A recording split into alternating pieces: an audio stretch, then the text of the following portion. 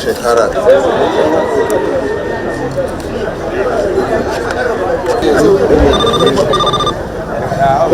malam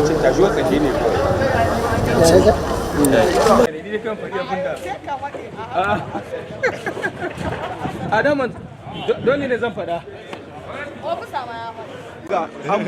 ambush ya so you want ambush security agency tun da kace ambush ina za a yi shi amma directive din kai shi ya bada order.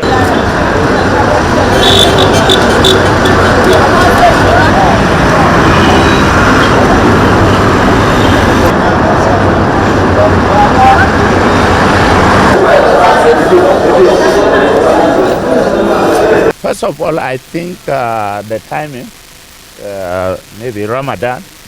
Second, I think the general feeling that this is a very small election involving only two candidates. That they are not participating is entirely the responsibility of the parties. We don't decide who participates. And we continue providing security of life and properties during the election, before the election, after the election.